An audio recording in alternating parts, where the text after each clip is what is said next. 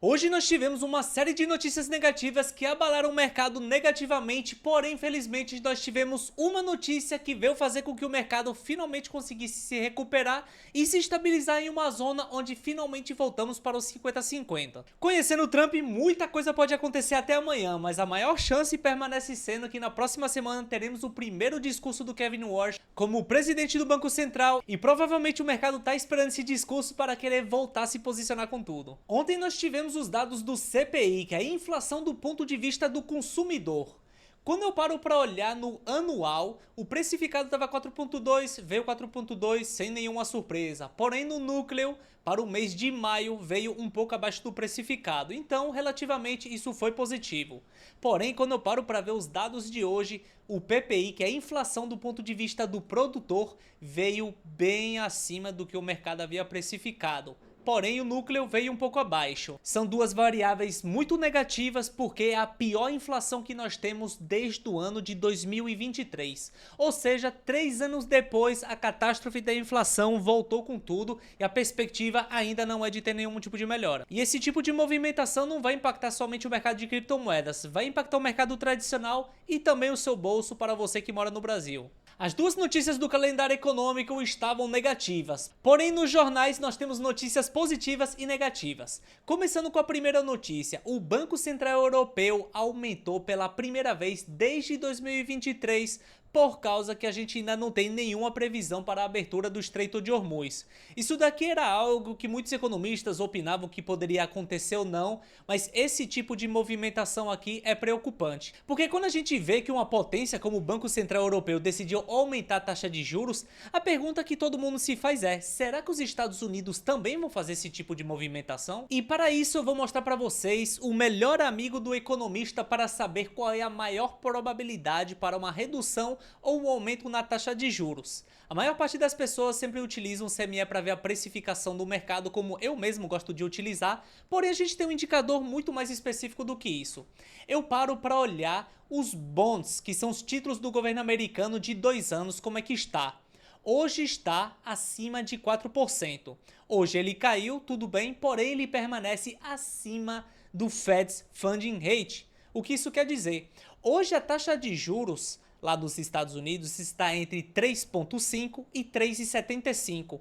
Ou seja, como o título de dívida dos Estados Unidos está acima porque está em 4%, a maior probabilidade então para o Banco Central americano seria de ou manter a taxa de juros ou aumentar a taxa de juros.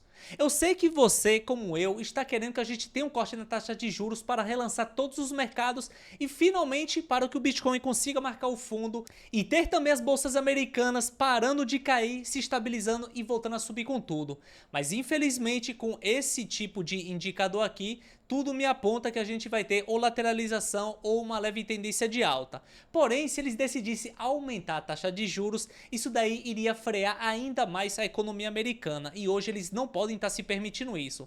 Porque a gente agora estamos com níveis de inflação que estão voltando para níveis que estavam há 3 anos atrás, nós temos o Banco Central Europeu que voltou a aumentar a taxa de juros e hoje o mercado todo dos Estados Unidos só depende de uma coisa, a performance de tudo que engloba o setor de inteligência artificial. Então se o Banco Central americano realmente decidir aumentar a taxa de juros, isso vai ser um sinal muito ruim para o mercado de investimento e essas grandes empresas que vêm carregando a bolsa não vão interpretar isso muito bem e isso poderia ser o furo da bolha especulativa que nós temos em tudo que é inteligência artificial nesse momento. E a outra grande notícia que nós temos nos maiores jornais do mundo é que Trump havia ameaçado mais uma vez atacar o Irã com tudo, porém mais uma vez ele arregou, mais conhecido como o taco, ele chicken out mais uma vez e isso foi muito positivo para o mercado, porque quando ele decidiu cancelar os ataques, o mercado já começa a precificar um possível cessar-fogo que eles teriam mais 60 dias aí na frente deles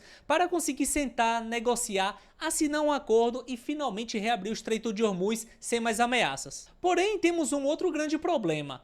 Trump, quando eu parei para fazer o cálculo de quantas vezes ele falou que ele estava em um possível acordo com o Irã, foram 37 vezes. E o resultado final você sabe muito bem o que deram. Então eu hoje querer me iludir, acreditar que agora tudo vai se resolver, eu não vou me expor no mercado esperando que algo aconteça, porque já nos prometeram 50 milhões de vezes que ia acontecer e no final nunca entregam. Então para que eu me posicione no mercado com um pouco mais de capital, eu vou ter que esperar a assinatura para conseguir ver o começo da tendência para querer me posicionar. Enquanto isso, eu só fico aqui tranquilo, esperando mais novidades para saber se dessa vez é verdade ou permanece sendo uma especulação de sempre. Só que felizmente, graças a essa notícia, aqui nos futuros do mercado do petróleo, estávamos em uma consolidação onde os preços estavam cada vez mais apertados e com esse tipo de padrão gráfico tende a vir estourar para um lado.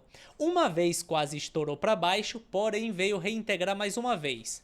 Nessa movimentação de queda, o preço do barril já caiu para 86,42 dólares, possivelmente pode confirmar uma consolidação perdendo o primeiro fundo.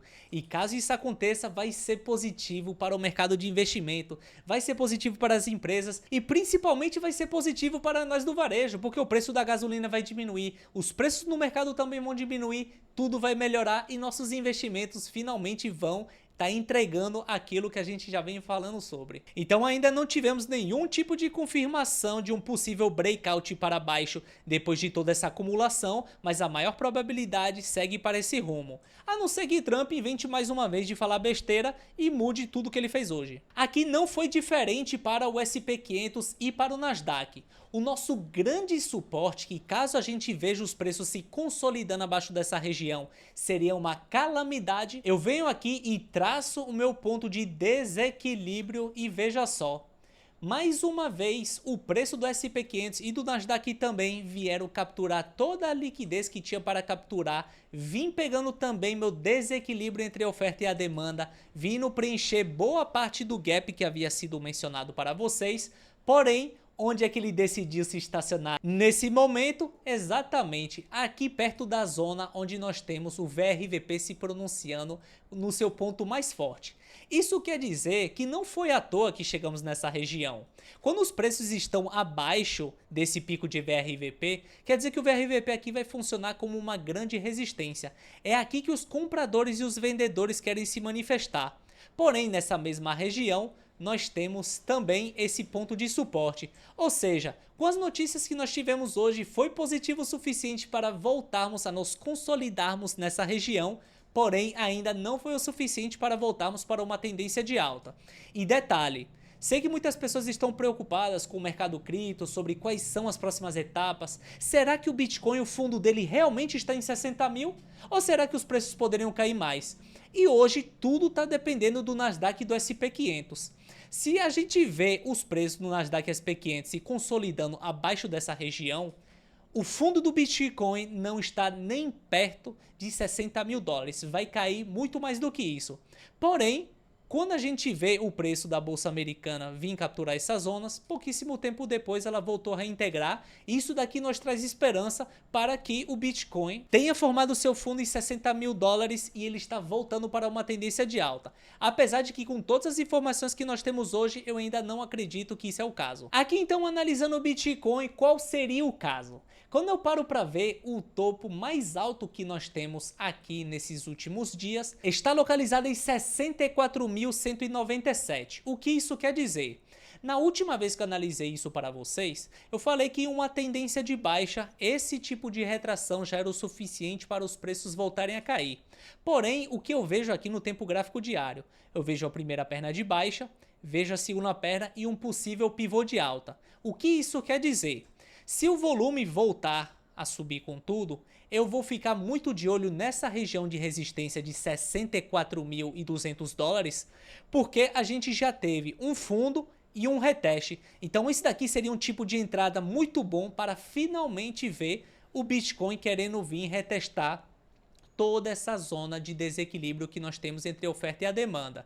E o detalhe mais importante é que o gap do VRVP está até 71 mil dólares. Com todas as informações que eu trouxe para vocês, as positivas e as negativas, o mais importante para você se lembrar para saber quais seriam as próximas movimentações do Bitcoin é: se no SP500 e no Nasdaq a bolsa se mantém em uma tendência de alta, isso vai aumentar a probabilidade para vermos um rompimento aqui, ter sido um fundo duplo e o Bitcoin vir buscar liquidez acima de 64 mil, podendo subir até a zona ali mais ou menos de 71, 72 mil dólares.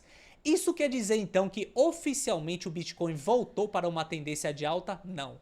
Seria uma movimentação de queda para vir capturar liquidez, para depois prosseguir para mais queda. Ainda não estamos com nenhum tipo de catalisador que existe hoje no mercado que eu poderia analisar e falar para vocês: não, aqui foi o fundo do Bitcoin e ele não vai cair mais abaixo dessa região. Eu gostaria de estar falando isso para vocês e eu gostaria de estar comprando com tudo, mas seria uma movimentação, seria uma tática, uma estratégia muito arriscada e por isso que eu não vou executar e por isso que eu não repasso essa informação para vocês. Quando eu traço um ponto de Fibonacci, pegando o topo do movimento, pegando o fundo do movimento, perceba que os 71 mil dólares que eu falei do gap do VRVP está coincidindo com o 0,5 da retração de Fibonacci. E nessas últimas movimentações que nós tivemos de queda, desde o topo do Bitcoin, veja só. Na primeira vez, ele veio encostar no 382, veio fazer uma retração meio que perfeita, encostou perfeitamente no 382, depois voltou a cair. Depois disso, topo, fundo da movimentação mais uma vez. Onde é que o mercado veio buscar liquidez dessa vez? Cravado no 618. Então a gente não está com uma repetição tão similar na parte da retração de Fibonacci.